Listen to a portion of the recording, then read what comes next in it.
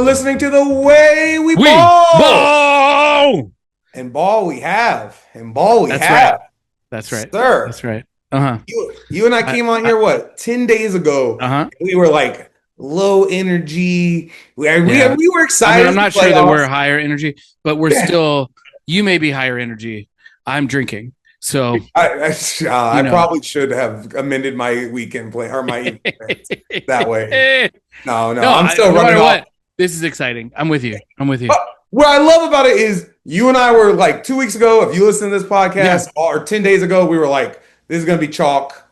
We'll see how this goes. Right. And I was so convinced that it was like, it's all going to be like 4 or 5 game series. Like it's whatever. All the favorites are going to win. Like, even though it seems like there's real parity this year. No, I was so fucking wrong. Like I could not have been more consistently wrong. I've been wrong a lot in my life and on this podcast and in our conversations with each other for years. Yeah, I can vouch for that. Yeah, right. But this was a big one. Yeah. Dude, which one? Like the chalk has been dusted off. We put bleach on where the chalk was. Right. There's no we can't even see it. There's not a board anymore. It's clean. Yeah. Whatever the sidewalk had on it, gone. Been rotted through. Yeah. The playoffs have started and we've got a lot to talk about there. But we want to start with some news because the playoffs have started and that means that there's somehow more news. But we'll start with some boring but interesting news. Cooper Flagg is the rookie of the year this year. Yeah. Congratulations, Cooper Flagg, I guess. What do you think about that? I mean, are you a con man? Quick take on this. I've been holding your feet to the fire all year on how I still think Cooper should be. I was barely right on Concanipple. All I said was I think he'll be good, and you were like, trash, garbage, man. So take out. No, he's not. What I think about rookie of the year real quickly is I don't like. I get when people get obsessed with like all-stars and first team All-NBAs and say, hey, yes, a person had a good year, but these really do stack up to create this person's legacy. And so even if, let's say Devin Booker, it's so dependent on the other players that year and the years they're having. And to give an example, like let's say Devin Booker and Norman Powell had similar years. It does to me, I will lean the way of the player who I think is the better player and go, you know what? It does actually matter to them. And I'm not saying it doesn't matter. It obviously matters to Norman Powell, but I'm just saying I would rather, if you ask me who my 15 best players were in the year, I'd probably pick this more established player than the other one. When it comes to rookie of the year, though, I don't actually think it works this way. I think tons of the best players of all time had nothing to do with rookie of the year or had an injured first year, whether it's Kobe or Curry or whoever it is. Or they were on a team that was trying to win, or they had they had an injury. They just had a slow start, right? They had a slow growth rate. I lean a little bit more towards who actually had the better year for rookie of the year. Yeah. And I think Con had a better year. But I'm going to disagree with you. Yeah, shocker. You against Cooper or what you call it, Concanipple on another thing. No, I just think. Okay, go ahead. I'll let you. No. That's really all I have to say. Yeah. The question, if you ask me why I think he had a better year, I think all the per minute stats and all the advanced stats are going to lean Con's way. He clearly impacted winning more in a sense that his team actually won a lot more, and he was arguably a lot of the year either the first or second best player on that team. I think impact stats. Best player. The impact stats would show at time he was the best player on that team. I don't stand by that completely, but I want you to understand. Do I think that the Hornets would have been as good as they were this year with Flagg and Knipple's place? No. Do I think the Mavs would have been as good as the Mavs were this year with Knipple and Flagg place? No. I think they're different kinds of players. But I think Knipple's going to have basically one opportunity to get this kind of show or stage, and I think he did it. And we're going to give the award to the guy who's going to be the future star because we want to give it to the guy who's going to be the future star. But yeah. Firstly, I think their numbers are not that far off. I also think usage should matter in this case, and the situation should matter.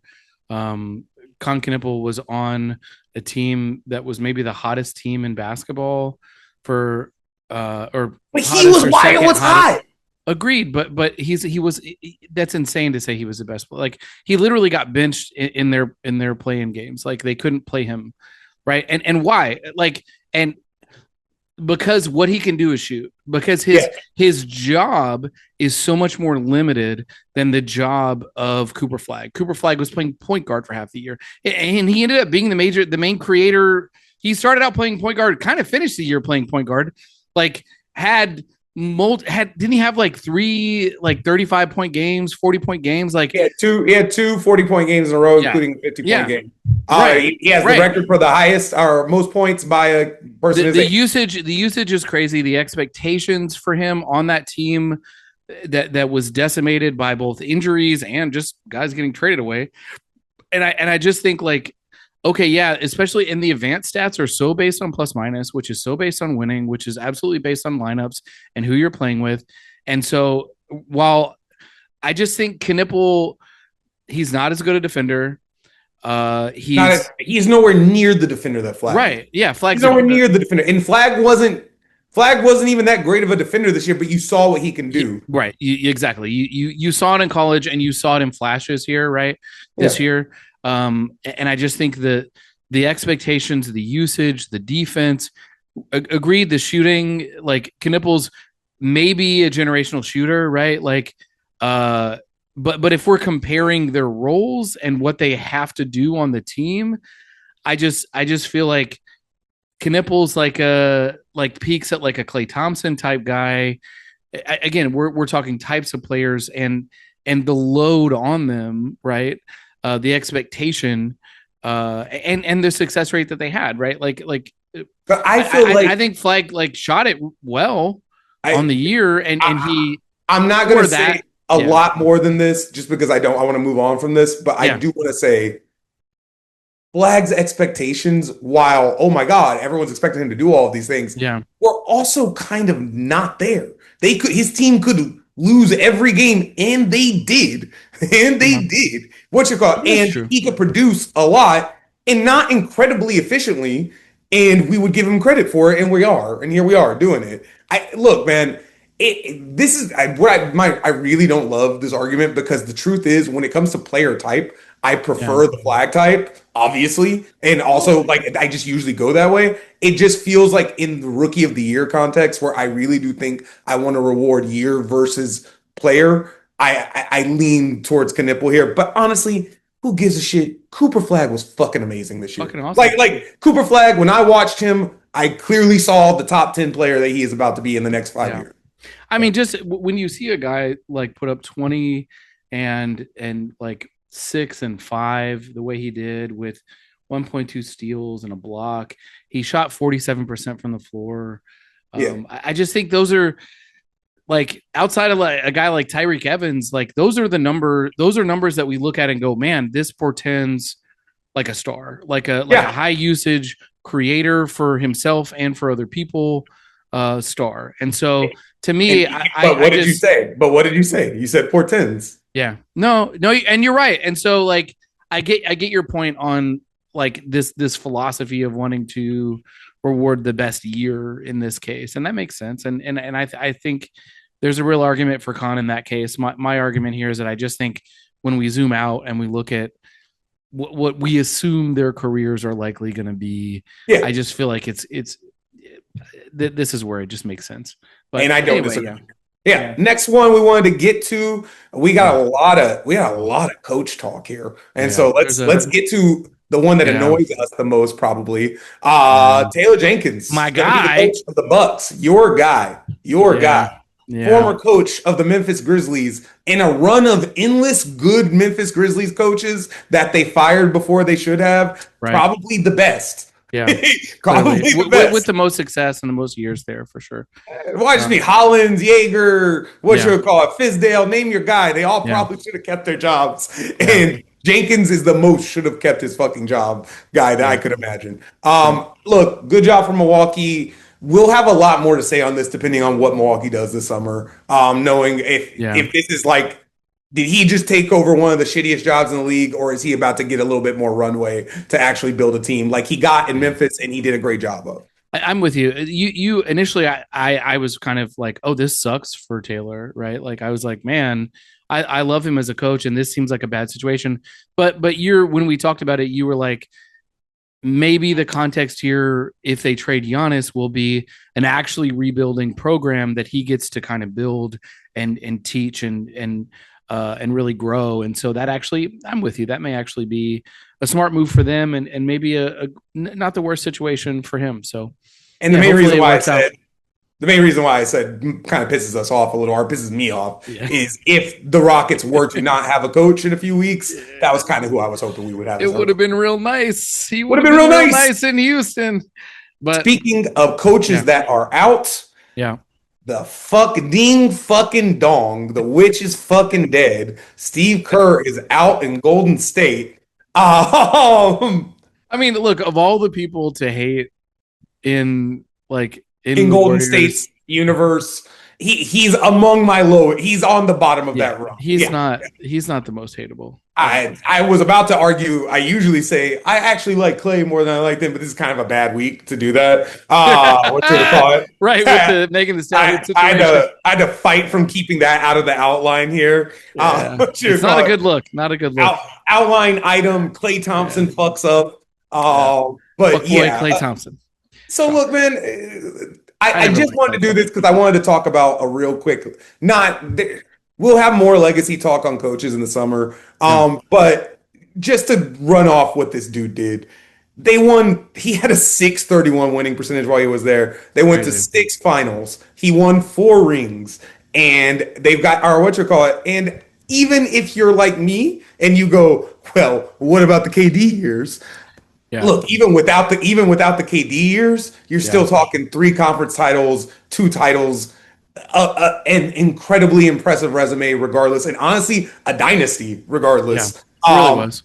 And So they were gifted KD, but they were gifted. They went to the finals before that happened, right? and so real quick 2 years questions in a I row. have on here. I'm not super interested in the second one. I ask here like, hey, what would they do without KD? The answer might just be the simple one that I just gave. Well, they'd probably go to the finals 3 times and win Yeah. 2 of them, which is Yeah. what they did whenever they didn't have Right. KD. Yeah, they were probably still Um, like among the best teams. I mean, yeah, they broke the wins record without him. So without him. yeah, There was a reason why we right. thought it was so unfair for him to go there. Exactly It's right. because Yeah, it they was had like, won a lot of oh, fucking the games. best team in the league, and you get one of the best players in the league. Great, cool. Yes. The question I think is more interesting because I always think that he gets forgotten. Yeah. Is just look, we forget really quickly, just fans in general, especially fans Yeah. who've only come along in the last 10 years, that for most of Eric and my basketball watching life, the Golden State Warriors were a joke. The Golden State Warriors were like the joke of the league. They were. Basically, They were a always fun had joke a lot of years, a, but a joke that I would love to yeah, tell all the the Don time. Nelson years were awesome.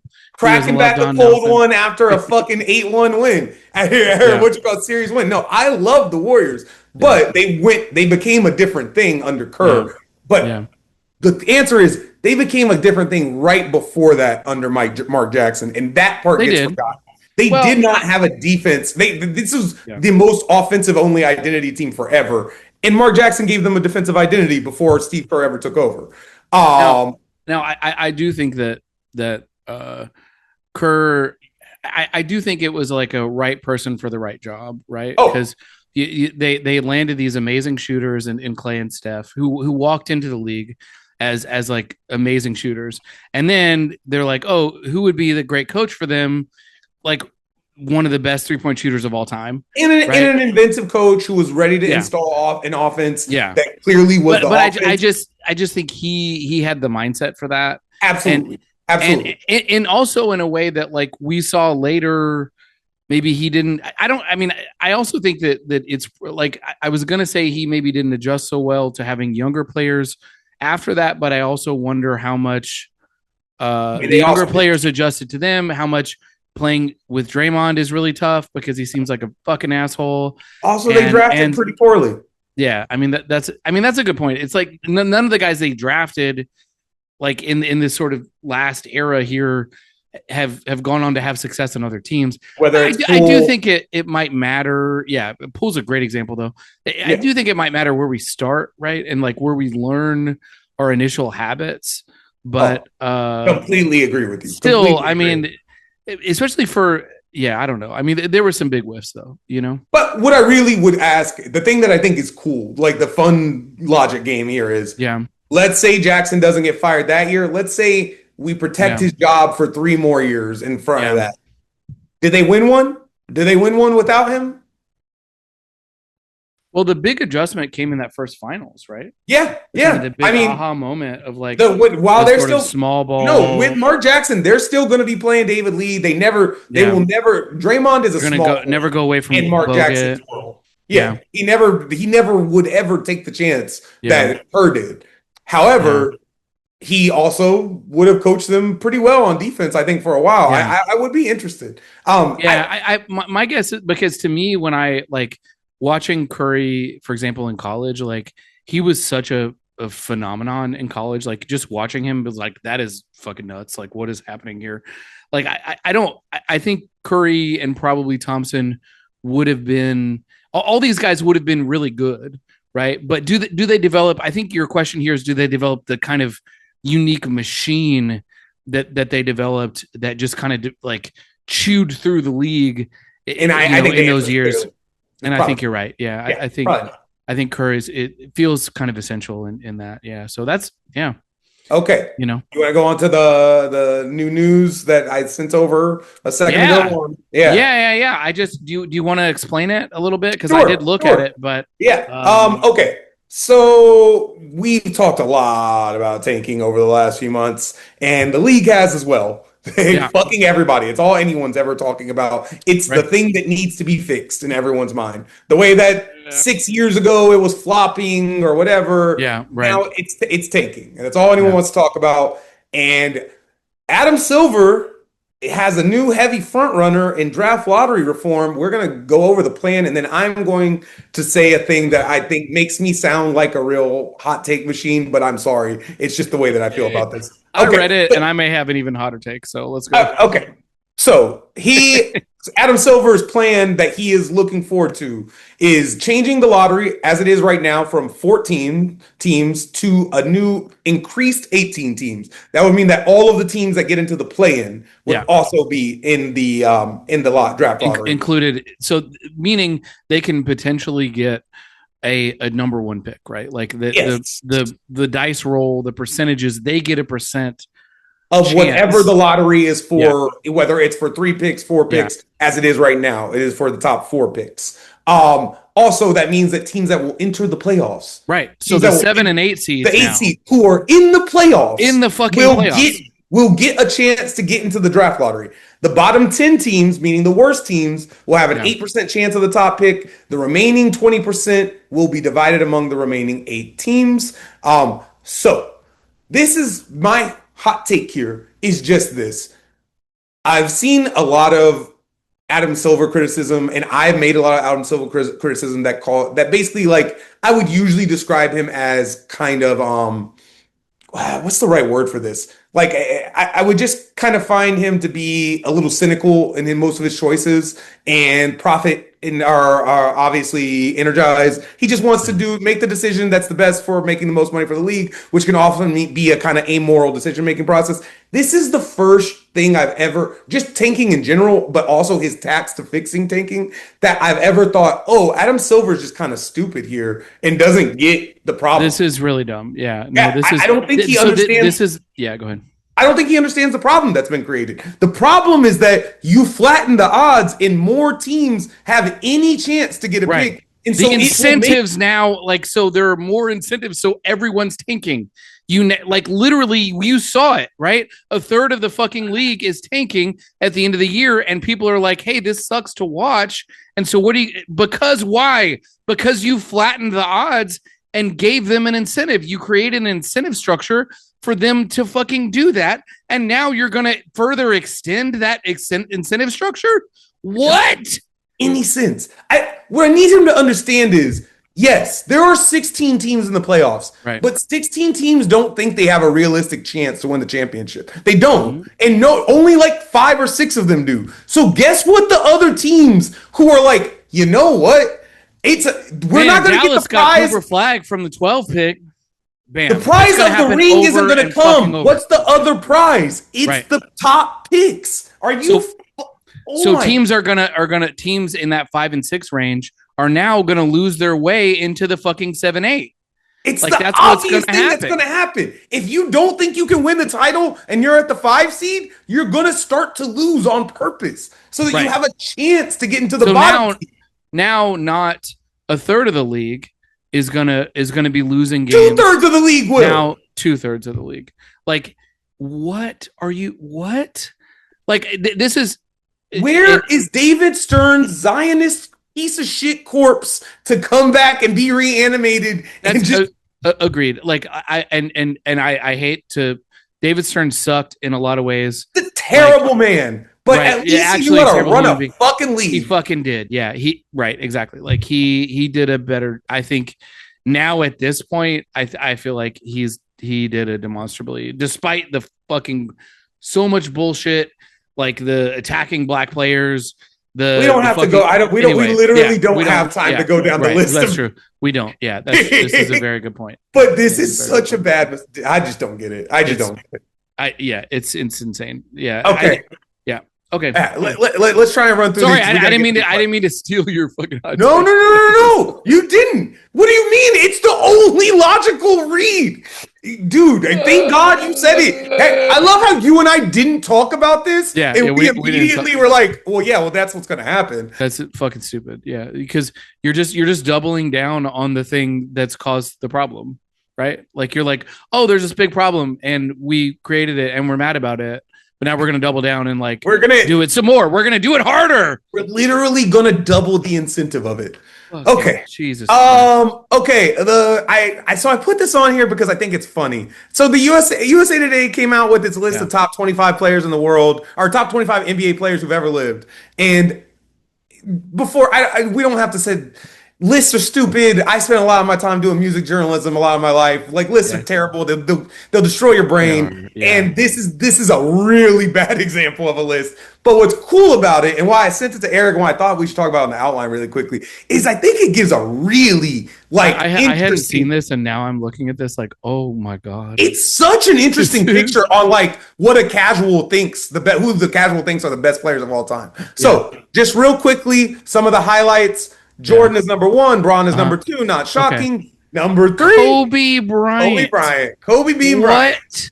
No. We haven't gotten crazy here. You've heard crazy people say that Kobe's the 3rd best player in the world.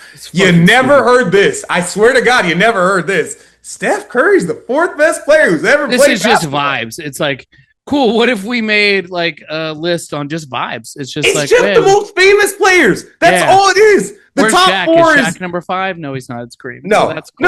No. It's Kareem Abdul-Jabbar, who I would love to. Probably number 3. I was walking to my car and I was like, does Kobe has more rings than Kareem? Does he have more MVPs? Does he have more points? Did he play more years? Did he win more with the Lakers? Was he more efficient? No. Was he a better person? No. Decidedly. I mean, okay, we're not gonna. I know. And then you get to some weird shit on this list when you go down. Tim Duncan, number 11, behind Shaq. Incredible. What you call it? Durant, right behind them, kind of impressive. I'm almost surprised that he's there. Allen Iverson, number 13. Bro, hey, I love you, AI. I love that you're getting this. AI. You deserve this. Yeah. You deserve this. On vibes, AI should be number 1. But exactly. OJ Baylor and we Jerry have numbers West? For this. There's quantifiable. This type of exercise is why we like sports, because sports are quantifiable, because you have the binary of the win and the loss and the points scored. And you can quantify every single fucking bit of this. And we don't just need a vibes list of man, these were the super cool. Man, these guys was fucking, cool. You know that meme structure that's what you call it, where it's yes, I consent, but you forgot to ask someone, and then it's a picture of Jesus next to it. What you call it? It's making fun of it's making fun of homophobia in the church. What you call it? It's always you know what I mean? Seems very specific. Yes. No, this is a meme structure. You say, oh, you're not on Twitter enough. You're just not on Twitter enough, Eric. That's great. Good. But I love this idea of like, yes, the stats consent. Yes, the fans consent. No, the the general consensus of people who don't watch basketball do not consent. Right. All right. Yeah. Steph Curry is not the fourth best player of all time, but it's kind of cute that you guys think that. Right. It's cute. Yeah. And then I put this on here. He wasn't the best player on his team in 2 of those championships. Cool. He has won Finals MVP. Yeah. It's fourth best player of all time. Yeah. I can't. Okay, cool. Last thing I put on here was just because we did our Doc Rivers quick run through last time. Yeah, and I don't know why you added this, but it's fine. I forgot to mention this, and it's the greatest story because I was trying to. So I was talking to my fiance yesterday about Bronny, because a lot of people are just like, you just constantly, people are talking about like, isn't it weird that this guy put his kid on his team? And also, isn't it cool? Isn't that like the best sense of like, isn't that the most dominant a player can be that you got this guy on his team? And I want to know, people like Giannis has done this with all of his brothers. Yeah, but that's the thing is Bronny and Thanasis and fucking Alex Antetokounmpo, they've all gotten min deals. At the end of the day, they've gotten minimum deals. Yeah. Doc Rivers traded for his son and then gave him a $13 million deal, which was like a decent deal at the time. In the middle of a contention window. In the middle of like them actually trying to win titles every year. Which meant that he had to play him a lot. And his son was not that good. It also meant that the other players on the team were like, huh? Wait, Jamal Crawford's like, I'm making as much as who? Yeah. That's the part. That's the part that should be. I forgot to add to Doc Rivers' legacy last year. He is the last episode. Yeah. This man was not a good father, apparently, that according to both of them, they were both mentioned like he was kind of an absentee dad and tried to make up for it by giving his dad here's a bunch of money. Here's a bag. $39 million whenever he became a usable replacement level NBA player. Oh my God. I've never good dad Glenn Rivers. Before. Sorry, this is not news. I just wanted to add this to the top. I would like to add one more thing, and this is a media sort of news thing, but the sports guy Bill Simmons has now had Doc Rivers on his podcast to do a playoff preview, and I listened. I saw this and was like, what? And then like they were so amiable and happy to talk to each other, and I was just like, are you what? Dude, he's done it after each of the last Doc's jobs. The context is that Bill Simmons years ago, like just like talked so much shit about Doc Rivers that like in the media as a media member that it like got back to him, and it was like, and then Doc won a title for Bill's favorite team, right? And then Bill tried to do an about face. And then whenever they broke up, he kind of went negative again. And Doc Rivers called him an idiot on air while Bill Simmons was on the air. Like this was like years of this. Like, but now they're boys. Now they're buddies. Now they're boys. Now they're like, because they're both full of shit. They're fucking full of shit. Like, sorry. Anyway, whatever. We don't need to go down this like other media. No, I'm glad we got to talk shit about Doc Rivers and also we're not done talking shit about Bill Simmons today. Okay, but the playoffs have started. Yeah, and Eric and I, playoffs. Eric and I, turns out, are adults who don't get to watch every game, but we have separately pretty much watched every game, sort of accidentally. We didn't like separate up the playoff series we were going to watch. It just kind of like our personal sort of interests in following the different ones meant that between the two of us, we've kind of covered everything you need to know. We've got about this week. Yeah. And Eric, in case you don't care or do care. Start us off. Yeah. Pistons Magic. You want to go? Yeah. You want to go Pistons Magic? Okay. Yeah. So I just want to preface this by saying this is my absolute favorite fucking thing, and I'm so excited. Like, I've been giddy to watch every single one of these games because in like my teeny baby heart of hearts, when I learned to love basketball, really, I learned to love basketball as a kid. My dad was a Bulls fan, but we're from Tennessee, so it wasn't like, Michael Jordan was really cool. When he retired, when I was like in eighth grade or something, it kind of broke my heart. But like whatever, I didn't follow sports then. I came back to sports, kind of loving the early 2000s Pistons, with Ben Wallace playing the Spurs, and just like that. I think it was a Pistons Spurs finals that like reignited my love of basketball and really interest in sports.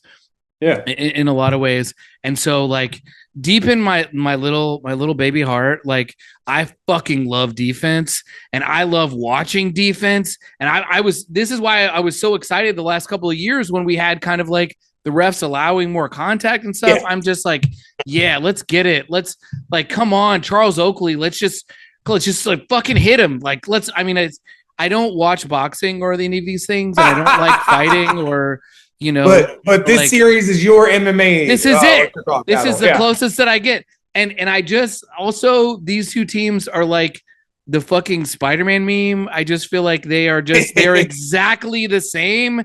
And I love that. And I've loved kind of how they're built. I just think like I've been interested in how both of these teams are built and how several of these, Toronto's a little bit kind of a shade of this too, where they kind of took this Golden State model of defense where we're just going to switch everything and we're going to have big guys, but they're just like, no, we're going to have like giant guys everywhere who also like spend all their time in the weight room and don't spend that time shooting or really practicing basketball stuff, but they're just going to fucking kick your ass and they're going to switch every single thing and you are not going to score anything. You're not going to be able to drive by them. They're going to hit you in the face.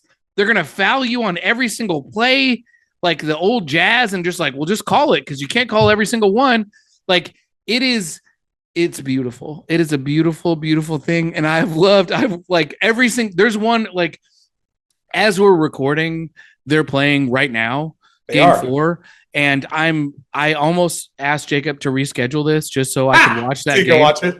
But instead, we're committed to, what we're committed to here. So yeah. But so if you hear us go really fast through this podcast, it's because we're trying to get to the end. Because right, I'm trying to get to the Pistons Magic. Come on. Plus, like the Magic, like all year, I've been screaming about how like, no, whatever. Unrealized potential. Potential. It's like, oh, they're just injured. And here they are up 2-1 on the number 1 seed in the East. Right, from the 8th seed. And so 1-8 and the 8th seed is up 2-1. That's fucking amazing. Just fantastic. The last time you and I did a podcast, we were talking about how doomed they were and how they weren't going to make the playoffs. Yeah. And here we are doing a podcast and they are up 2-1 on the Pistons. And in game 2, the game that the Pistons won, I was texting you because I watched the whole first half and it was just like it was literally like a fucking heavyweight fight. It was like 35-38 at halftime. Like it was amazing. I loved it. And I was like, this is amazing. And you were like, why are you watching that? Like, I don't understand. So what have you seen so far? Why you're so excited. So, okay. So to me, like some big takeaways all year and forever. I'm always screaming that Jalen Suggs is the engine that makes the Orlando Magic go on both sides of the ball, and you see it. He and Wagner are finally back, and after a couple playing games, they're starting to kind of get their feet under them again. They're starting to feel like, hey, like they're starting to look like they're running well. They're mostly defending well because that's mostly what they do. It's not score, but Suggs, he's putting up like 17 points a game, which is 4 points higher than his season average this year. And back to a couple of years ago, kind of the scoring average that he was when we thought he kind of made this leap from being like maybe a lottery washout to like a really important player on this team that got a big contract from them. Right. Anyway, he's playing great. But to me, like the absolute fucking key to this series has been Wendell Carter. So Wendell Carter, who Jacob has trashed over and over and over every single time his name has come up, has like somehow become a basketball god, like has somehow become exactly what they had hoped he would become and what they need. and exactly what they need, right? So Wendell Carter is winning this matchup with Jalen Duren, which is so essential, right? Duren had developed into like the actual second scoring option that the Pistons needed. And Duren is probably going to be a third team All NBA. He's been so good. Right. Exactly. He was amazing. I mean, he was averaging like 20 a game, like just efficiently just bullying everybody. And Wendell Carter has been beating his fucking ass for like, and not only, I want to know, it's so we can look at Jalen Duren. Jalen Duren's a problem here. Jalen Duren's averaging 9 points on 41% shooting. He's fouled out of both of the Magic losses, right? Like in the one game they won in that third quarter, they actually got him going, especially on the short roll. That was kind of nice. Like seeing like they were kind of that he was running that pick and roll with Cade and he was passing out of it. So he would get that short roll and then he would pass to Asar or somebody else cutting and to get dunks. So that was really the kind of what I thought might have been kind of like the skeleton key to figuring out this Magic defense. Yeah. After that was game 2, but man, game 3, it was back to a slog again, right? Back to this rock fight. And it looked like Cade was about to bring them back in the fourth quarter. Man, he was, and again, coming back to this, Cade, and I'm coming back to Wendell Carter, I promise. But Cade is averaging 31 points a game. Like he is their entire offense, and at this point, it's a problem because really outside of Harris, like no one else is scoring. You know, like really no one else is scoring. And their shooters are going ice cold right now. Is that actually Robinson's shooting okay, but outside of Robinson, it's just a slog, man. Because they're trying to get inside. Both these teams get inside. And neither of the teams are letting the other team score inside, right? Yeah. And Cade is kind of the only one on the Pistons and kind of the only one on both teams who is managing to to really like get his own shot and create his own shot, but he's also averaging 6.3 turnovers a game, so that's like a huge problem. Again, let me go back to Wendell Carter and we'll come back to like just what these defenses are doing to each other. But so Wendell Carter in their wins is averaging 16 points a game, 10 rebounds, 3 assists, maybe that's 3. I didn't label what it was. Maybe it's 3 steals or blocks. I don't know. Anyway, he's plus 14.7. He's shooting 76% from the floor and 42% from 3. He's hitting threes. He's taking threes. Like these are in the wins, and this includes the play-in wins too. I mean, Carter's been a mediocre 3-point shooter for a while now, but he usually needs to take more of them just so that way they can get more shots. Right now, he is both taking and making. He is knocking them down. Dude, 76% from the floor. Like, he is hitting everything. In some of these games, in one of these games, he was like 8 for 9. Like, and he's playing amazing defense. Like, locking up Duren. It's just, he has been a revelation. In the one loss, he had 3 points. He was 1 for 6, and he fouled out in 24 minutes. So that's another thing to kind of watch. That like, and Jalen Duren kind of got going in that one game, but he didn't in these other ones. So like that, to me, that Wendell Carter Jalen Duren matchup has kind of, as much as I want to say Suggs getting going is important. I mean, he's important for them and their kind of energy and you know, their defensive intensity and so forth. Yeah, but cutting off Duren really means you're cutting off the spigot in Detroit, because there's just not another option to be able to create for themselves outside of Cade there. Yeah, I really think that's where the series so far in the first 3 games has swung. So again, through 3 games, these two teams, they're fucking mirror images of each other. They're literally the 3rd and 4th best defenses in the playoffs, and they're the 13th mirror wise, right? Obviously, the 13th and 14th worst offenses in the playoffs, only ahead of the Suns and Blazers, who are just playing the Thunder and Spurs. Right, exactly. Like the best defenses in the league all year. Again, next to this Pistons one, but again, Orlando's doing it. That's what to me is just so exciting. I mean, who knows what's going to happen, but I almost expect it to be tied up by the end of the game tonight.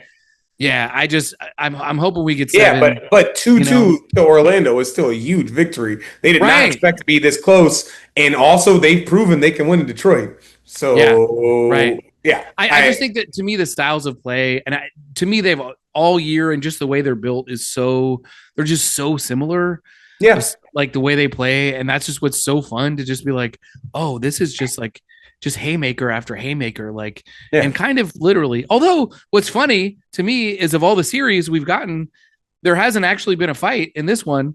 The fights have been all in all these other series. Yeah, Anyway. which especially in the one that we're going to get to at the end. But what you got? I want to move on to one where the series styles are quite different, and that is the 4-5 matchup between Cleveland and Toronto. I wanted to move over there. I have gotten my eyes on quite a few of these games. Yeah. So I've only watched a little bit, so I'm gonna depend on you here.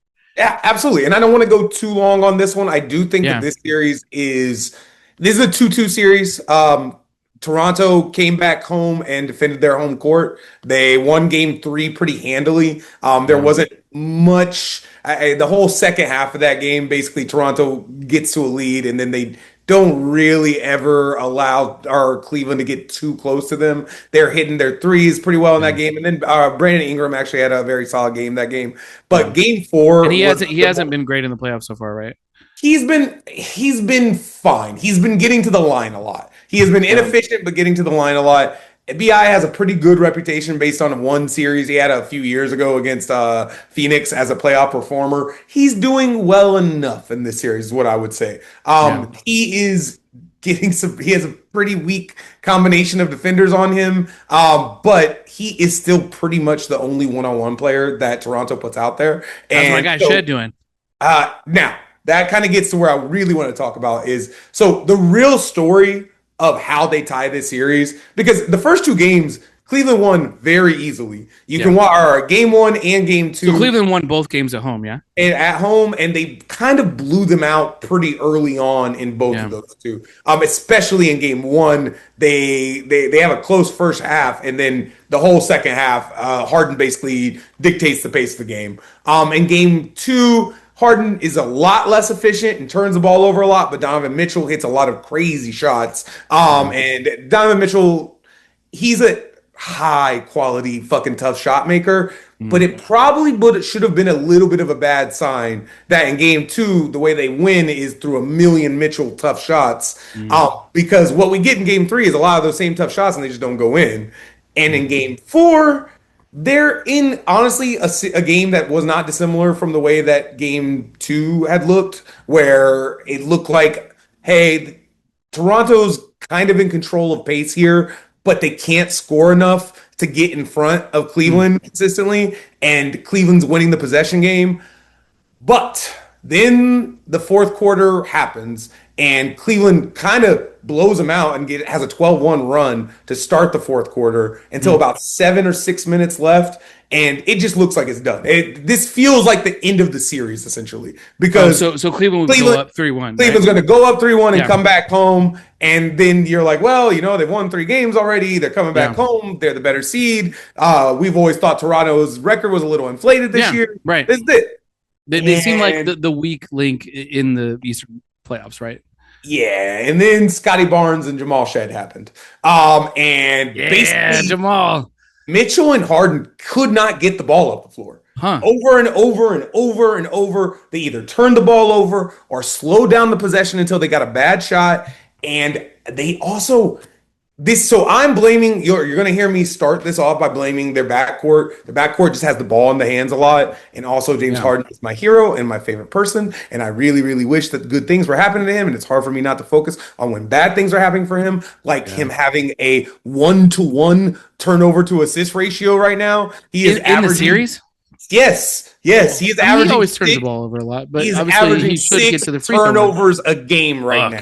It is Cade Cunningham numbers. Yes, exactly. But Cunningham has more assists per game. The rough part here, the really, really, really rough part is how bad the rebounding has gotten in Cleveland. Cleveland, which is always kind of a weak rebounding team, is Mobley's getting like 8 a game. Jared Allen's getting like 5.5. And in the last, I think it was 4 minutes of that game, I saw a stat of that game yesterday. They did not get a single defensive rebound. In the last 4 minutes of that game, the Cavs did not get they didn't get a single defensive rebound. So they're turning the ball over, and they can't get the ball back And so because Toronto just oh gets to god, score just and like score and get the ball back and score and get the ball back and score. And so now we're in a 2-2 series here because it ends with, like, honestly, like they just straight up brutalized their way to this fucking tie. yeah, And now Cleveland is coming back home. And Cleveland, I don't know if you know this, has kind of a reputation for showing up badly in the playoffs the last couple of years. yeah. And then they Good thing added they our got a guy new James Harden. addition. Yeah, What's his reputation in the playoffs? Yeah. Okay. So basically, Cleveland is kind of playing for their playoff lives in game 5 in the first round, and I don't love it. I don't yeah. love it. If you ask me right now, should Cleveland clearly win this game? Yeah, they The probably series, yeah, should. They should, but yeah. Toronto's playing better than they are right now. They kind of have all series. Like I just told you, game 2 was won by a series of tough shots are on Cleveland's end, and they're not in a role at all. They don't have the So you're belief really to talking about roll game back one. on. What's funny, that's the one I watched Yeah, of all yeah. these, and Harden just looked like so in control, and they just looked like, oh, cool, this is gonna be a short series.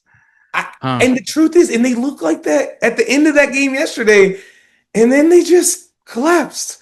Yeah. And it's hard to like. It's really hard for me to say, hey, I think that James Harden is definitely going to just fix that situation. But it's also a little weird for me to say, hey, I think Jamal Shedd's going to keep dominating him on defense. Yeah. The answer is, I watched James Harden for a lot of years. Yeah. Who fucking knows, man? Like, it's the first round. He'll probably show up.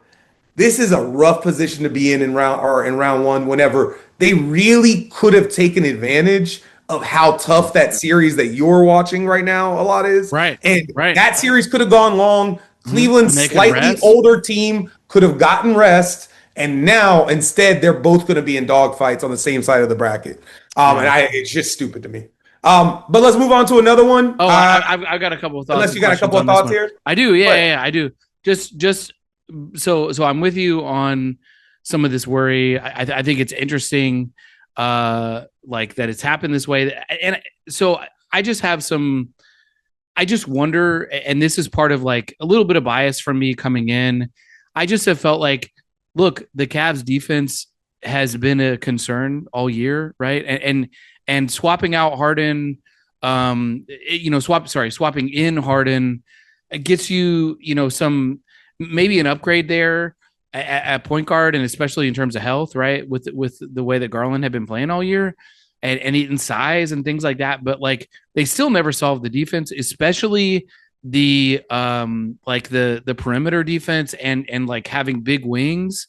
Yeah. Like, because DeAndre Hunter was supposed to be that. He just really didn't work out. Dean Wade is kind of like the best guy they have, but Dean Wade plays so straight up. Like when he defends, he's so like vertical. And I'm just like, dude, he's What's strong, funny though but is it's like when I'm watching this series, that's like not what you're noticing. What you're noticing is, okay, they're doing okay holding up on defense. It's just they've got to try so hard on defense that they're selling out and not boxing out. Yeah. And what's happening is they're getting abused on the boards. Like well, what ends up happening, and that was my worry, right? Is that like coming in, and I think we talked about this. I may have said this, is that I just feel like the Raptors are kind of again like this, like Detroit and like Orlando. They're big. They're just strong. They just got a bunch of big, strong, tough guys who are going to come at you. They are clearly the and like Cleveland's attempt to get those wings.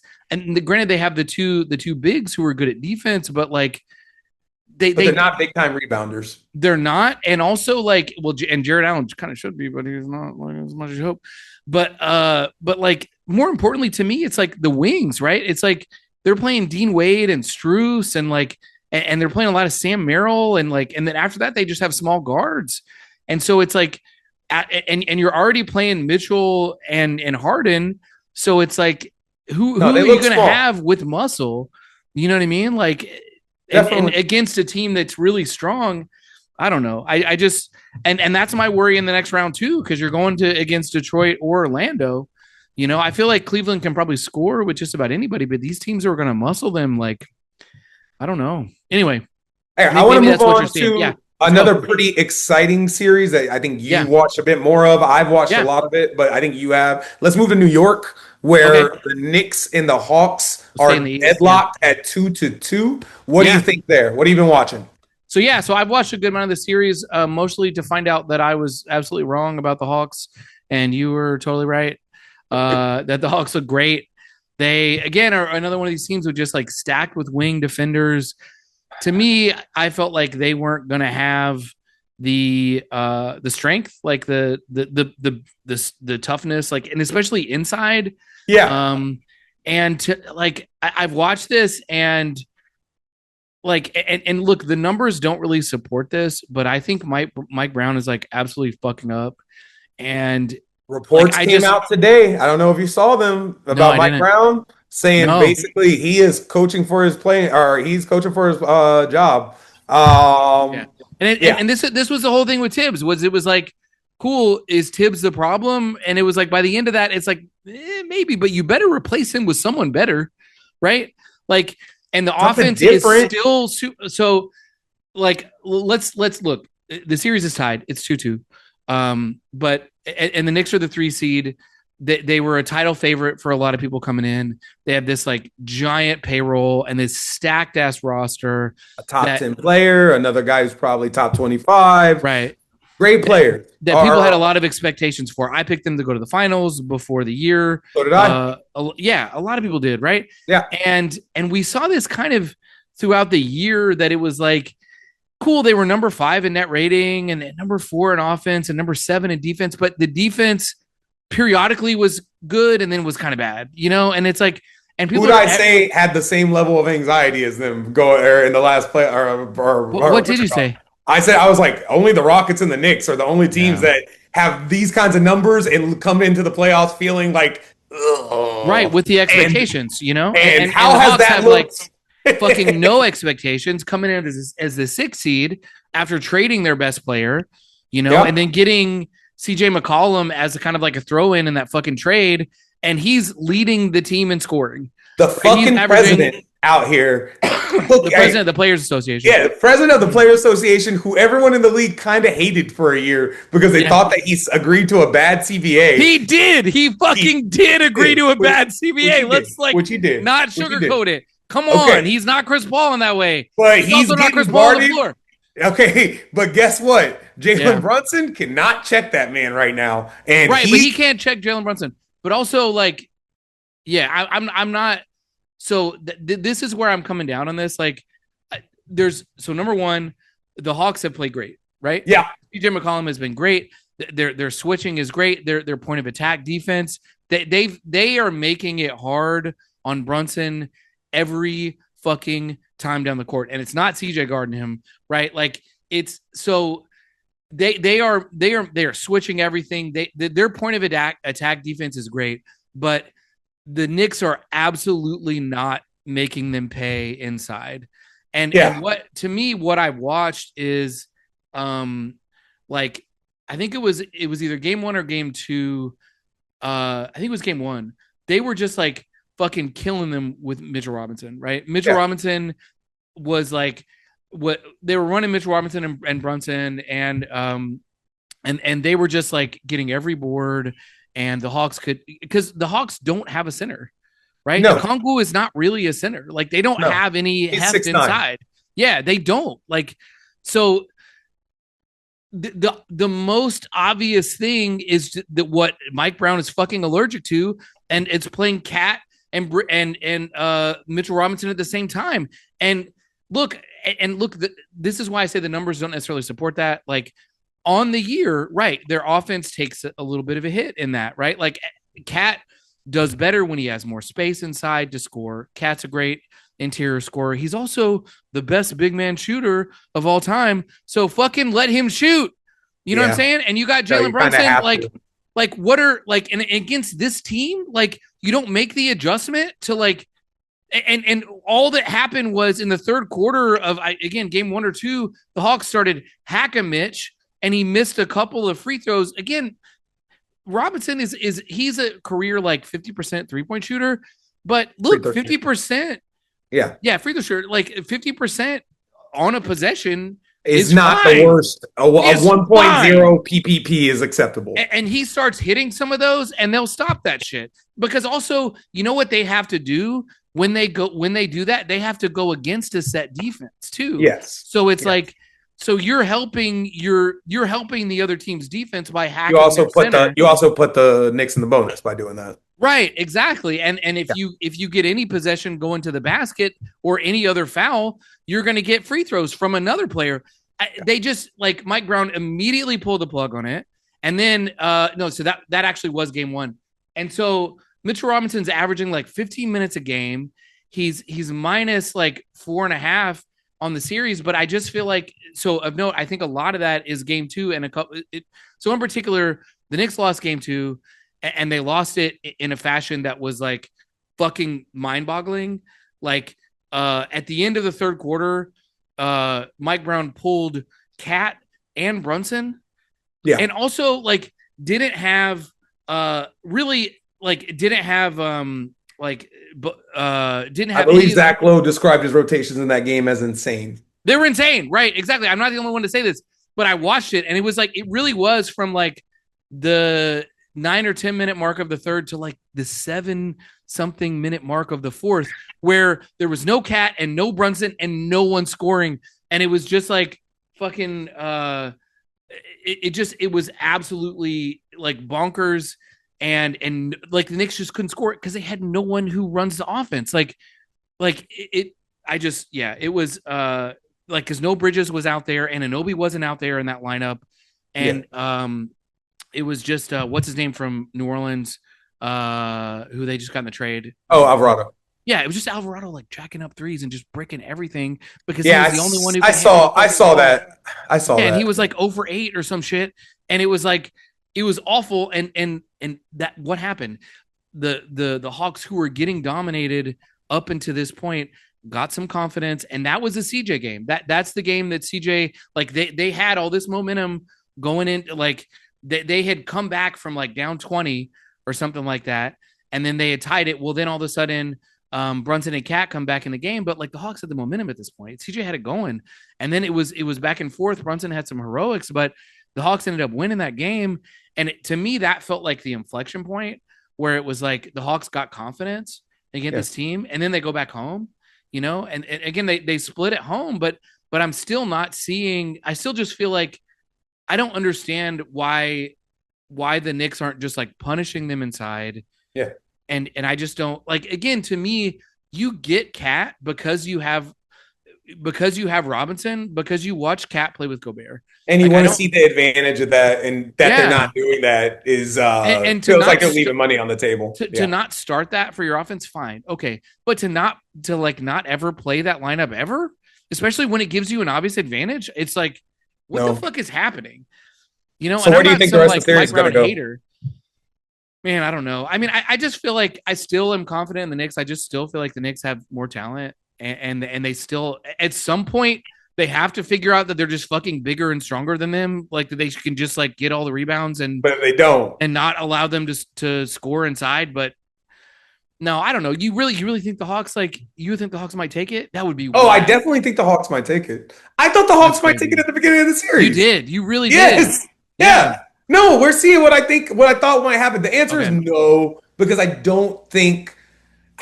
just think the Knicks will figure out that they need to slow this down over and over again. They will figure out, let's just keep this low scoring, and I think we can bully them into it. But the problem is the Hawks have won at least one game like that already. And that is rough for them, the Hawks have proven, hey, we've got enough to survive in one of these.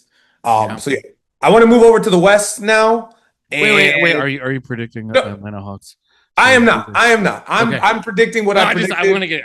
I'm sticking with Knicks in 6, but my stomach is a little queasy at the idea of a game 7, because if it's a game 7, I might lean Atlanta. I think I lean Atlanta to me, if it gets to 7, then New York is like just got bile in their throats trying to figure out what's going on. They might. Okay. Yeah. Okay. I want to move over to the West because look, basically, we've got 2 more series I really want to talk about, and we got 3 I want to run through. Yeah. And this is one of the last 2 I really want to talk about, and Okay. that is Nuggets Wolves. That Yeah. is I. And now I have not done this so far this playoffs or this podcast. I didn't do it in this last one, but I will say here, I fucking told you so.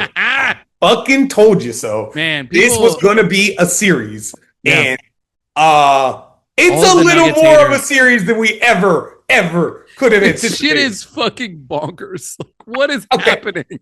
For those who are catching up, let me give Yeah. you a little bit of what's going on here. Mm. Nikola Jokic, beyond mortal, possibly Achilles heel has been found. Nikola Jokic, like, just consensus best player in the NBA, right?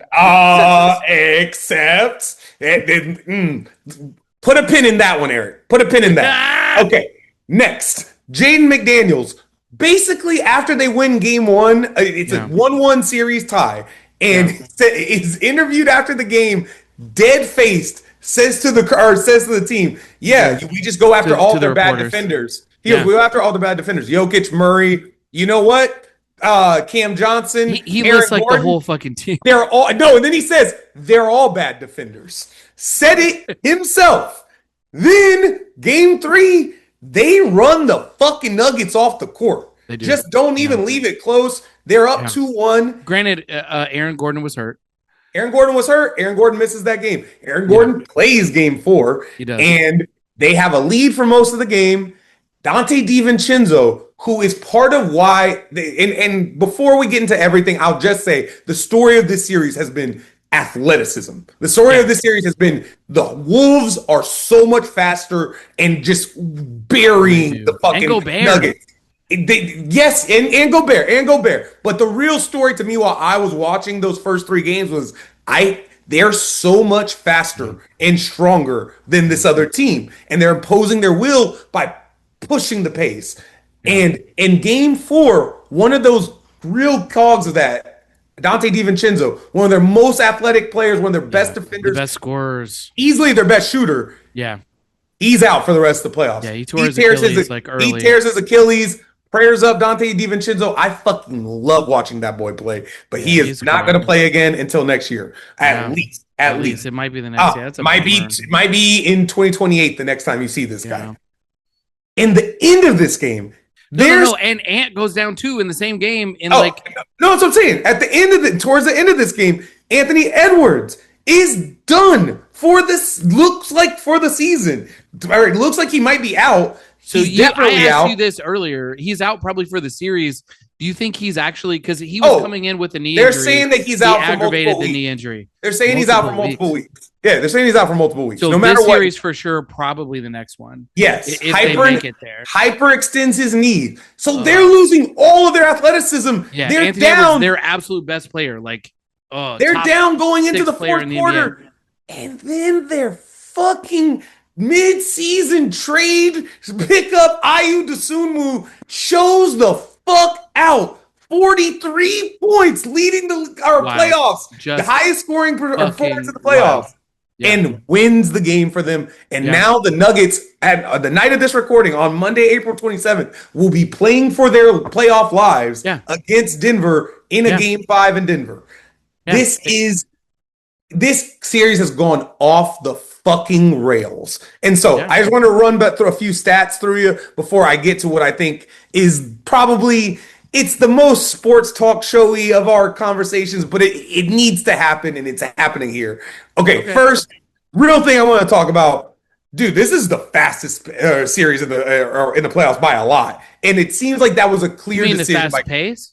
Yes. Yeah. These two teams have the 2 fastest paces because they're playing against each other, obviously. What you're calling. So this has by far the fastest pace in the playoffs. Okay. And I think that is a clear decision by Chris Finch. Chris Finch is going, you know what? We're playing a slow team. They are methodical, and they just crush you as as Jokic gets to figure you out. Fuck that. He loves to run it down their throats. Run it down their throats. And you make him run, and you get him tired. And he's looked at every bit of this series. And my real question is just can they keep doing that in this game tonight without 2 of their best athletes? With DiVincenzo and Ant? These are the guys who you needed. This series has huge 3-1 comeback potential just because of those two injuries. Not saying nothing about the Timberwolves Edwards is winning. like you could argue they're maybe two of their best three scorers, two of their, and not even argue. I think by the numbers, they're two of their think top that these three are scorers. two of their four best scorers without a question. Two of their four best scorers without a question. But McDaniels and Randall, how you want to put them in there, whatever. Yeah, but Ant is their fucking offensive. Ant is the engine, is like and DiVincenzo is a killer, and they're both gone for the rest of this series without a doubt. Yeah, so their best player and best shooter gone. Jaden McDaniels on a team that doesn't have a lot of offense, right? On a team that really doesn't, But Jaden McDaniels, go ahead. I just wanted to say this guy who we think of as a defender, and I talked about before we started the series as a guy who has changed his ways and a real guy you can rely on. He's putting up 15.5 a game, 7 rebounds, and holding Jamal Murray to 51.4 true shooting percentage. This guy, Jamal Murray, on most statistical bearings of shooting, was number one shooter in the league this year. Right. This is and he's a killer in the playoffs. From McDaniels. So this is McDaniels and Gobert are putting up insane performances against the best, like the highest level of offensive player you could be doing. The best offense in the league and the two best players and the engines of players on that fucking team. They are like absolute. I mean, not shutting them down, but like, man, coming about as close as you can. Okay. It's wild. It's wild. And the real thing is, it's hard to gauge what the rest of the series is going to look like before we even get to that part. It's just because I don't know who's going to show up. Two of the guys are gone in Minnesota, and the Nuggets have kind of disappeared in a couple of moments here. And that's why I want to look. So I know you want to talk about legacy. I want to talk about a couple more key. Talk about some real shit before I start going yapping. You're gonna yap, and we'll get to your yapping. But just real quick on your point about Jokic and Murray, a stat I pulled through these 4 games, like the two of them, right? Again, you're right. Like the two best offensive players on the best offensive team in the league.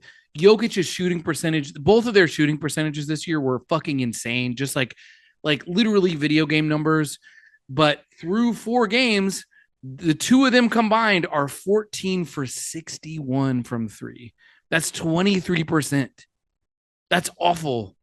That's like, that's like among the worst. That's like a player you don't let shoot on your team in the NBA, right? The way Jokic is shooting right now is like you would cut off the spigot. You'd be like, no. You'd be like, no. Pass somebody single else. Shot. Right. That's a bad shot. Fucking crazy. And then Ayo Dosunmu, right, coming back to his success, right. He had that 43 points, but through 4 games, it wasn't just game 4, right? No. Through 4 games, he's averaging 23 points on 64% shooting and 53% from 3. Like, this man was Think he was worth a protected first rounder, Eric?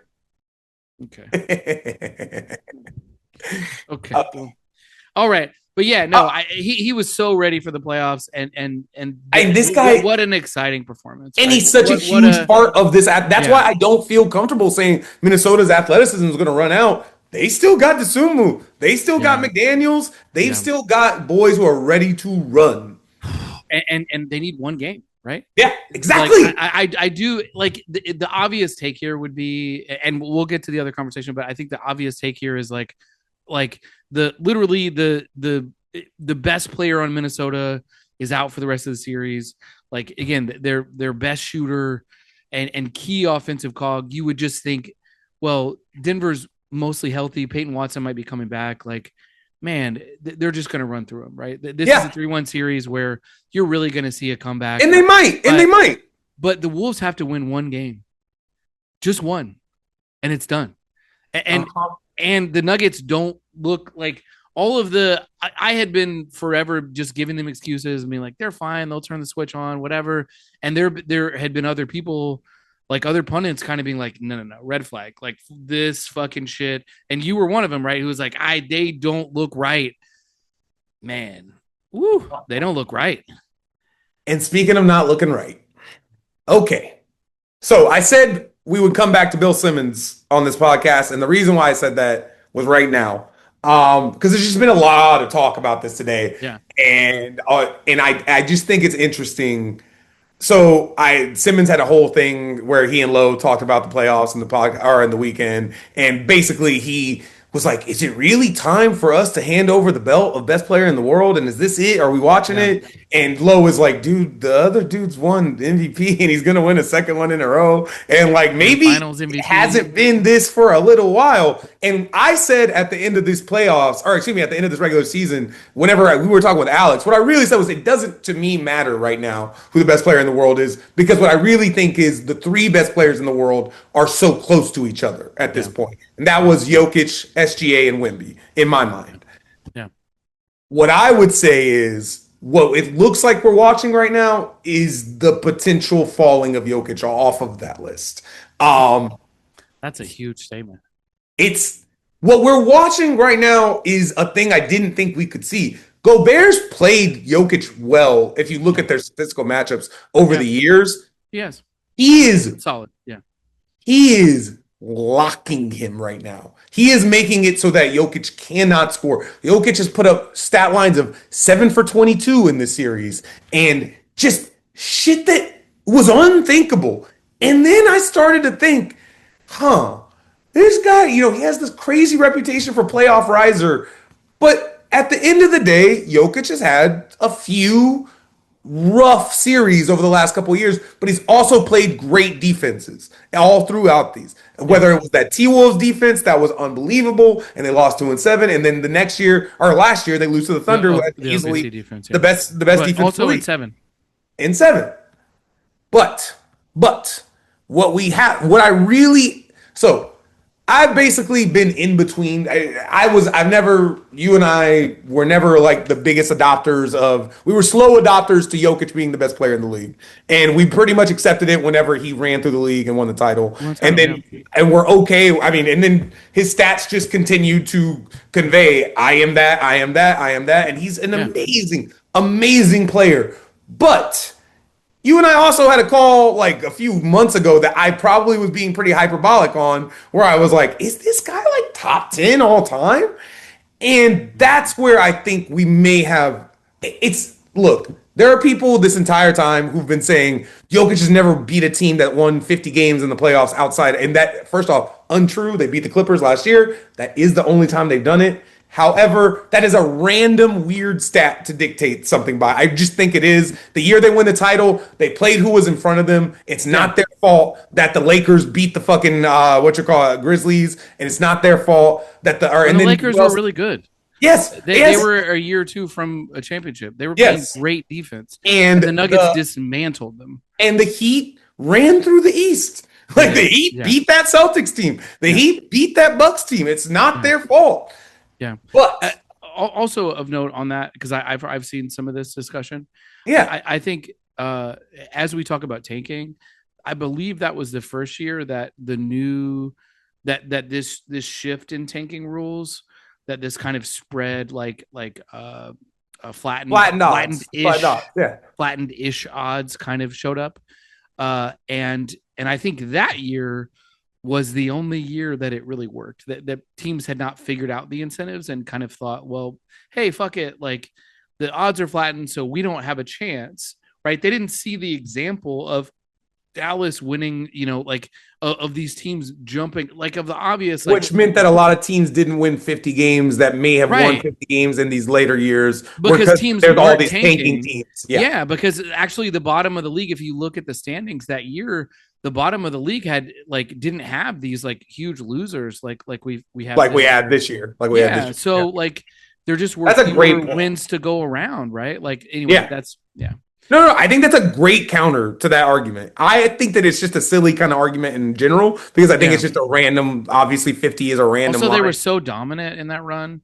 Yes, they ran through everybody. And the fact that Suns team won 49 games is not particularly meaningful to me. You know what I mean? Instead of 50. Yeah. Okay. Right. That just means the teams that they beat. Yeah. But the thing I think we have shifted away from, and the thing I think should have been remembered, and I think I only kind of really put back in my memory whenever he came back from injury this year, is the stats that we're using to boost Jokic's defense are, to me, obfuscating the truth, the obvious truth that Jokic is a center who is not the greatest defender, Yeah, and that if and he is that not matters. Yeah, the most elite offensive engine, yeah, he can be outright harmful to his team yeah, because he's not protecting the rim. And he's also, if he's being shut down on the other end, like Gobert is right now, he's slow. So he's not helping you in transition. yeah, He's basically only an elite rebounder right now. yeah. That's a problem. Which is a part of defense, right? Which it Like is, getting defensive which is, rebounds matters. and then which is You know. why the stats always show him as a better defender than he is because he's top two or three rebounders in the league. Right. Um, but And this is the stats you're talking about are these sort of aggregate stats. yes. Yeah, right. That keep track of how a defense in general is playing and how his plus minuses are doing, and honestly, just don't really keep track of, for the most part, how an individual player is are doing at any given time. I mean, I feel like I say this over and over and over. I just feel like The stats haven't caught up with the defense. Yeah, the stats haven't caught up with the defense, but the rating stats are a team stat. yeah, And like yeah. that's a great stat to have as a team stat, but it's not a fucking individual stat. Saying defensive rating, offensive rating, like those are not individual stats. Like that's a team stat. Applying it to your, we can cut up the numbers and apply it to, oh, when you're on the court, whatever.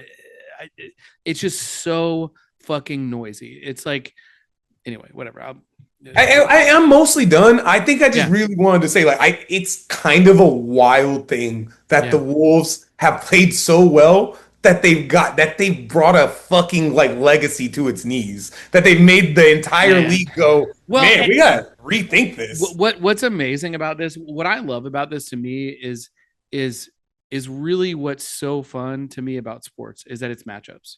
It's like Yeah, over and over and over. You have to go against the person in front of you, and like this doesn't happen in a vacuum, you yeah, know. Like so, and we can look at again like oh over the course of all of the people you played again like these sort of big aggregate plus minus stats are amazing for how good you are in general against these competitions against the other players in your era.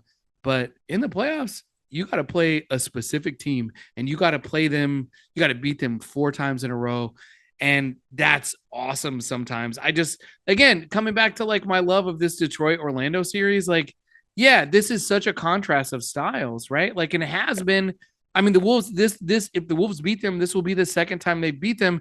And they've beat them both times essentially as underdogs and beat them with athleticism yeah. and beat them by like being stronger and faster and just like which is per your legacy point. I mean, I think that's an interesting thing to say, right? Like I think I'm with you that like all of these advanced stats and this is why I've always been I think both of us have been a little bit like, well, Jokic is really great, Yeah. but it's like you can watch if you watch his defense is he's not a good defender, right? And at the No. center position, that's so important.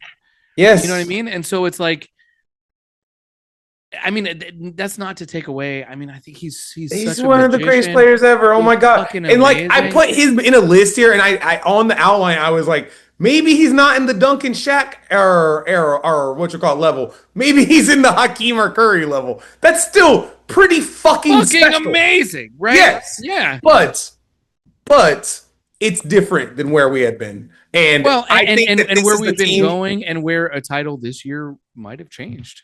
Yeah. I think this is such an interesting team to talk about if they end up losing the series for like Yeah. what their next year is going to look like. And just one coda to this is that note that I put on there, which is if their future looks a little dicey, the Thunder own their picks in 27 and 29. Huh. Well, and here's one more thing. Jokic is 31. Uh, like I just I mean, Murray has a lot of miles on him. I mean, even the other guys they have I mean, that they've Gordon's the one who's like yeah, he hasn't been healthy for a year yeah, now. yeah. And if you look at their stat sheet, I don't see a way that they can keep Peyton Watson. Peyton Watson to me is clearly the youth and the thing that they need. Like he had this breakout year, and I know he's hurt right now, but like he is No, the defense and the athleticism and maybe even the offense that they really need to keep. And they're no, losing already there. I using think that spot on Christian Brown looks so painful right now. they are, I believe, next year already before Peyton Watson. Don't quote me on this, but I think they are already over the first apron. So like, Here. how do you sign him? I don't know. Anyway, Okay, yeah, there's a lot of questions. let's try and do like 3 to 4 minute little breakdowns of these other three, and before we Yeah, get to the I big love it. shit Yeah, show yeah, that yeah. we're going to Let's end go it with. quick. Yeah, that You sounds go good. Boston, you do Boston, Philly. What do you got? Yeah. Okay. So Boston, Philly. Woo! It seemed like it was gonna the Philly won one. It's They 3-1 did. Boston. It's so just a couple notes on this. I've watched some of this. It's I the one Philly game was so exciting. You know, it was just like, yeah, fuck yeah, Philly's gonna make it a series. You know, and then Embiid comes back the next game and they just get mollywopped. Like, I just so if there was a worry, and honestly, if you're worried, if you're a Celtics fan and you're kind of worried, like if you see something to concern you, it's Kata. Kata has only averaged Nemus Kata, who had been their kind of revelation center, the kind of their defensive anchor all year. Oh yeah. Um, he's only averaged 18 minutes in this series. He's averaging 4 fouls. He's just he's just fouling the shit out of everybody, and he's getting played off the floor. Um, the Missoula had a press conference where they were asking him all this stuff, and at the end they were like, "Do you have any message to Kata to get him going?" And he was like, "Stop fouling," and that was what I said. So there, another one where it's like the numbers kind of belie, I think, what I'm seeing with my eyes. I'm like the numbers say Vucevic has been doing great, and so I mean, fucking, um, that's what it looks like. That's what everybody's saying. I watching it, I'm like, I got major questions, you know, because it's not like Philly is really going to punish you inside. You No. know, Embiid came in and he scored well. He did. To me, the real story, the stories to me out of this have been Kata, maybe red flag, maybe not, who knows? And really just the Boston 3-point shooting. So in the one game they lost, game two, they were 13 for 50. So no 50 fucking threes. They're shooting One 50 game. threes One in game. one game, right? Anyway, that's 26%. That's gonna lose you a game. Come on. Yeah. In the other three games that they won, they're 60 for 144 in 3 games. I was going to say, so they're basically shooting 50 a game. Yeah, no, they're shooting 53s a game, like, which is fucking wild. But also, like, outside of the game they lost, they're shooting 42% on those. Like, they are knocking down threes, and they Missoula are going to ball, shoot. man. It is, man. It is, right? Like, they have the best offensive rating in the playoffs. Yeah. Granted, some of this is not unexpected from what we came in thinking. You Yeah. know, Philly had the 17th best defense in the league, and And Boston had a top three offense. And so it was, you yeah, were, so yeah. we're just kind of seeing that. I think I say maybe watch this kind of Vucevic Kata situation, maybe, but sadly I think it's probably if maybe Philly gets another one, but I just don't see a world where they can win. Yeah. I'm with you. All right, let's move on to let's go over to OKC real quickly. Yeah, OKC's up 3-0. yeah, Main story from this series is that their second best player, J-Dub, Jalen Williams, is again out. yeah, he's injured. Out until next round, until the Yeah, middle of next round. yeah. Um, Now I said the middle of the second round kind of as a reference because they were really cautious with him earlier in yeah. the year with this hamstring injury, and it essentially kept him out like almost 3 weeks. Yeah, but I mean, but if you're gonna play the Rockets or the Lakers, you might have to rush this guy back. Yeah, right. So they're gonna let him. They may sit him for like 4 weeks. Who the fuck knows? Uh, so yeah, it's not gonna matter. The next series, they're gonna. They don't need him. Don't you dare! Don't you dare! All I wanted to say about this one real quickly, just because I am famous for not giving this guy the credit that he deserves. Shea Gilgeous-Alexander has been Yeah, unfucking believable to start the yeah, series, being checked by good defenders. by Yeah. Dylan Brooks, Grayson Yeah. Allen, or what's it Making called, fun of Booker? him. Yeah, Going, but this guy yeah, right here. Like, yeah, yeah. yeah. And shooting a 67% true shooting percentage on 34 and 8 in the series. 67% true shooting percentage is higher than Curry's ever had in the playoffs, higher than Shaq's ever had in the playoffs. It's fucking incredible. Yeah. He's been incredible. And for those who say I only talk shit about Jalen Green, I want to note he has the fourth highest plus minus in the playoffs, and Yeah. that should be credited. He Yeah. also is shooting 25% from the field. From three, excuse me, From from three, three. from three, He's from shooting three. 38% from the field, Jacob. Come on. And he's putting up like 20 something a game. And on to So, San Antonio. all right. The San Antonio is beating Israel. I mean, San Antonio is Right. beating The Portland Portland. 3-1. Are the fucking Victor Wembanyama gets concussed in game 2 of the series in what looks like the ugliest, It was like such a bad fall. just smashes his face It into the looked ground. right. It was like he fell forward and his fucking face on the floor like really hard. He gets a concussion. I Misses thought one game with only a one concussion game. protocol. I was convinced he was out for the rest of the series. I was And like, I want you, did you hear his quotes talking about it? I did. He was Yeah. like, yeah, I don't think that they handled that very well. I did my own tests. I basically had my own neurologist, and I got cleared. Was polite as he always is and kind as he always is because he was like, but pointed as he always is. He was pointed, right? He was right, Yeah. not afraid to speak up, but also not gonna throw his own franchise. It's like he was like the Spurs did a great job, Spurs, but I didn't like how it was handled. Didn't like how it was handled. And how's the series going? Even though the best player in the world possibly was out, it looks like they're up 3-1. Then the fucking Israelis, excuse me, the Portland Trailblazers have choked 2 games away in a row in kind of the most incredible fashion Just you could possibly choke away. Just amazing. Games. Just I haven't seen all these, but like it's highlights are fantastic. And beautiful stuff. I keep trying to like make it over to watch them, and then I just keep missing them. Like I don't know, for some reason. So the stats I pulled here real quickly just because they're crazy. Blazers have held 15 and 19-point leads against the Spurs in these 2 games and have gone on to be outscored in a total of 30 minutes between the 2 games. Both like in third and fourth quarters, right? 107-38. 107-38. That is a fucking high school score. That is nonsense. High school score against like an NBA team. When the Spurs wanted to win, they won. And that's just wild to me. Like that they just are like, oh, we have a gear that you don't have. And when it's the third or fourth quarter, we're just gonna go ahead and crank. We're just gonna go ahead and you're gonna lose. Yeah. Scoot Henderson plays amazingly in game 2 and they win it. And Dylan Harper in game 3 says, they always say a Chrysler looks like a Rolls Royce until it's next to a Rolls Royce.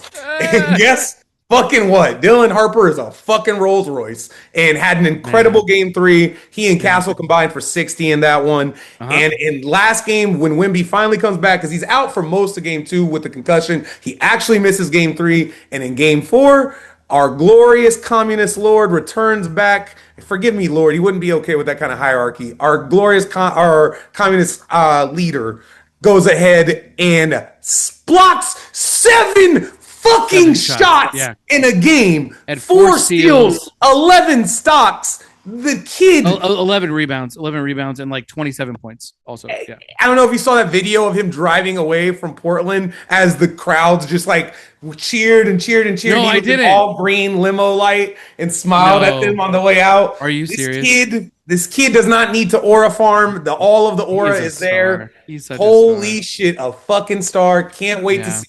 I really am interested in who he ends up playing in this next round with that Detroit Minnesota series. And so that concludes our discussion of the playoffs. And now we're going to talk about Detroit, Minnesota. Yes. Okay. Whatever the fuck is going on in Houston and LA, because this is not playoff basketball. I think we're out of time. Actually, I think we ran out of time. We don't. This one we're not going to cover. What? Fuck? Yeah, it's bad. What is happening, Eric? You said that we might lose this series, or you said we might have a bad series and go down and only win in 6. You lied to me, Eric. You told me we had a chance to win this. What the fuck is going on? It's bad. Um, It's all bad. It's I, just yeah.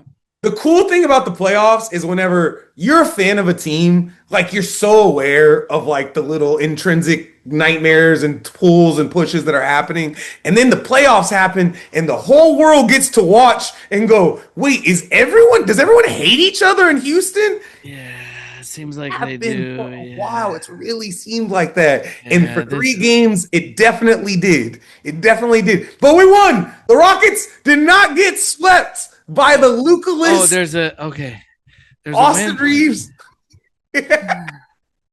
So it means you have to watch more, Eric. That's what that.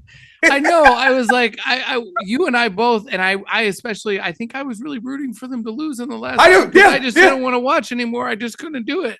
Okay, so let's just read our top three notes on the outline here because I think they're accurate.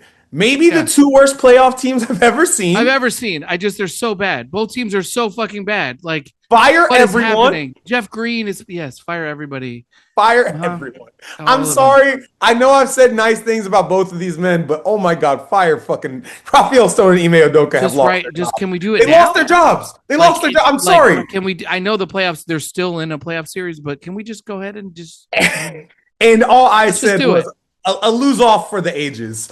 It's It's really like incredible the kind of basketball that's being put out there right now. it's So so I wrote the note maybe the two worst playoff teams I've ever seen, and I mean that. Like that's not hyperbolic. no, that's not an exaggeration. It's I not an don't think I've ever exaggeration. seen two teams be like two worst teams make the playoffs. Like Okay. these are like if these So were the rosters of these teams all all year. fucking year, they would be 20-win teams.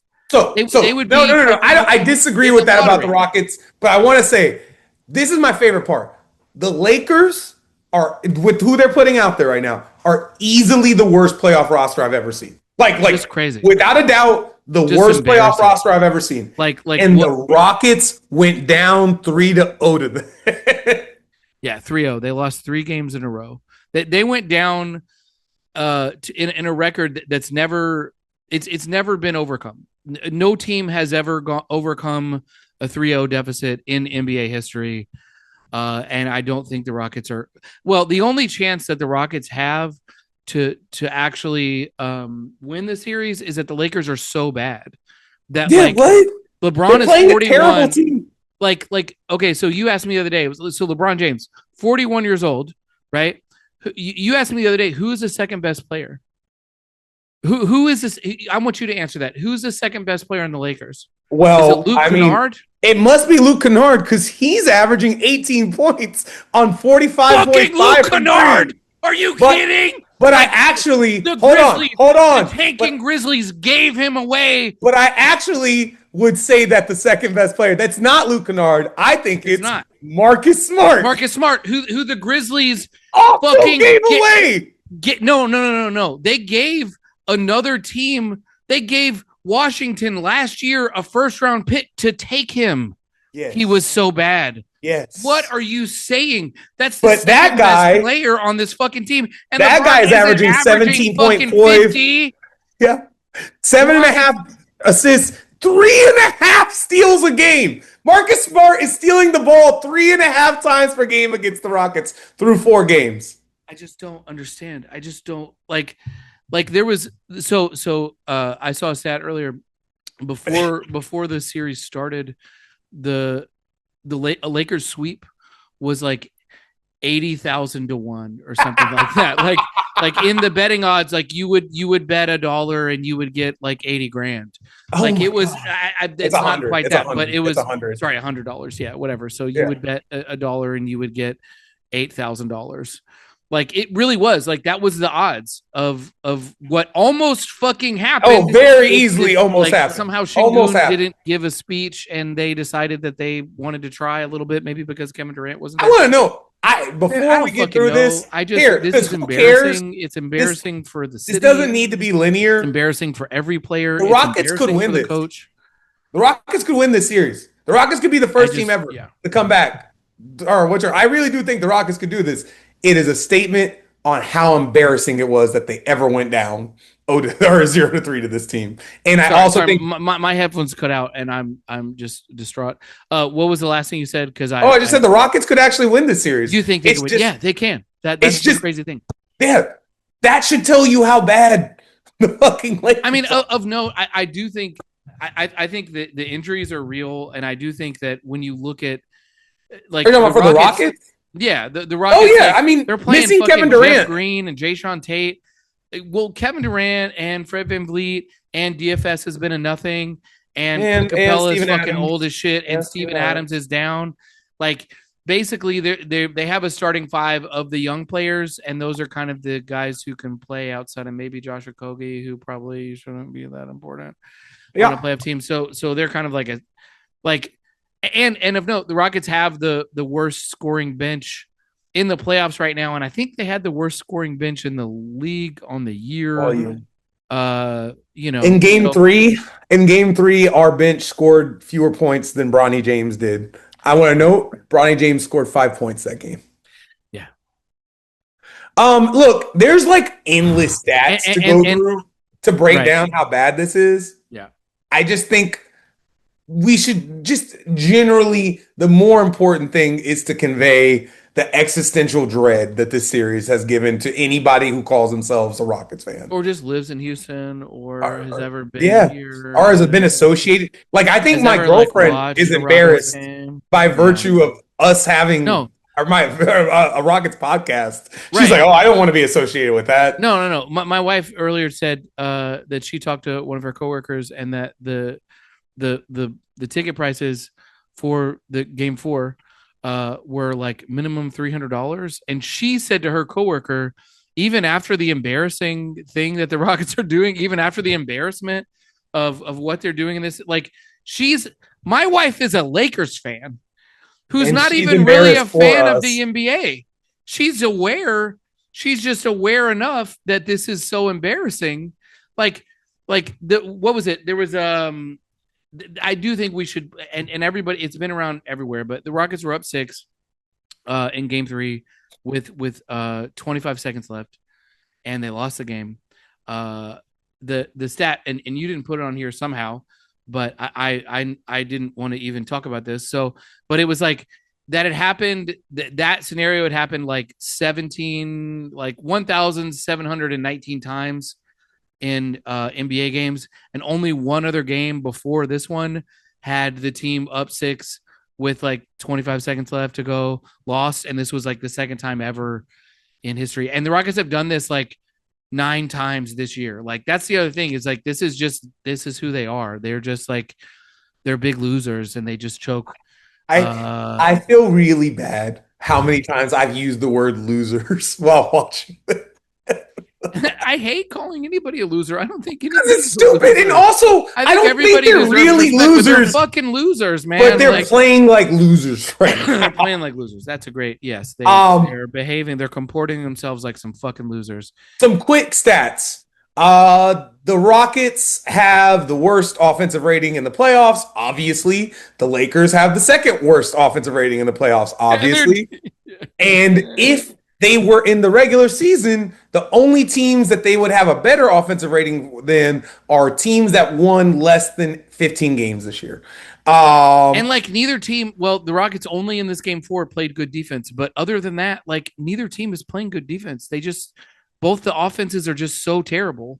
Like the Lakers were already among the thinnest teams in the NBA. They were winning almost exclusively because they had Luka of their first and second best players, and they are missing their first and second best players. Right.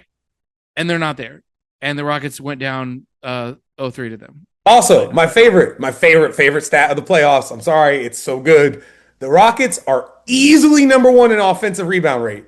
Also, middle of the pack in turnovers, and the Lakers are turning the ball over more than any team in the playoffs. So the Rockets have so many more possessions than their opponent. They're getting all the offensive rebounds to get an extra possession, and they're getting more steals. They're still just fucking losing. Just can't put it in the basket. Just not score. Getting a million extra chances and just brick after brick, just building the fucking house out there. It's like whenever you're playing basketball with a little kid or something, and you're like, here, you just get one last shot and you'll get it. If you hit this, you win. And they miss it, and you go, no, one more. And if you hit this, you win. And then you find yourself 47 Really, shots later going, man, fuck my kid. Because they're like 3 feet tall and they actually can't make it to a 10-foot rim. Right. That's what it's like, except for these people are like 7 feet tall. And professional NBA players. Right. Amin Thompson has the highest plus minus in the playoffs. Incredible stat. Watch him. Great. You won't really feel that way. He has not had the greatest series. I am sorry. Amin Thompson is the only guy who I don't want to trade from the Rockets, and I still have not loved his series. Yeah. Look, man, we will have so much to talk about whenever we either lose this series or hilariously come back and win it. Yeah. But for now, I can just say, as a Rockets fan, this is the lowest moment I've ever had, and I watched Game 7 of the 2018 fucking playoffs. I watched Harden get his shot blocked by fucking Manu Ginobili from behind. I watched us lose Game 7 to fucking Utah or in Houston. I watched Dirk drop 40 or us lose by 40 in Dallas after we went up 2-0 on the road. Yeah. This is it. This is rock bottom. Yeah. Get the really Narcan, is. Guys. Yeah. Yeah. Let's come back. Let's fix this and let's trade everyone and fire everybody. Oh my God. I can't believe you let this happen. That's really my only hope, right? At this point, is that like I'm actually worried that they're going to come back in the series. These guys can't want to do this again. Yeah, they can't want to. They got to be tired. I hope that they're tired because I really want everyone to be fired, and I'm worried that if they come back, that Ime Udoka or Raphael Stone or anyone else associated with like the front office or the coaching staff or just really a lot of the players like might still be here next year. And this is pretty much what we really do. If you make above $150,000 for the Rockets, you should not have a job anymore. Right. That's how I feel. We should. If you're a working man who works for the Rockets, I'm sure this isn't your fault. This is, you know what I mean? Like y'all, whatever. But everybody else, no, you got to go. If you're in the C-suite, you need to be. They got to rebrand. Like we need a new logo after this. Like I need a new team name. Right. I think they might need to change the name. We might need a new city. Like frankly, I don't know. There's a lot. It's not good. Yeah. So. Well, bro, I love you, Eric. That's all I'll say. I love you. Yeah. All right. This has been The Way We Ball. I'm Jacob Mustafa. And I'm Eric Todd. Thank you.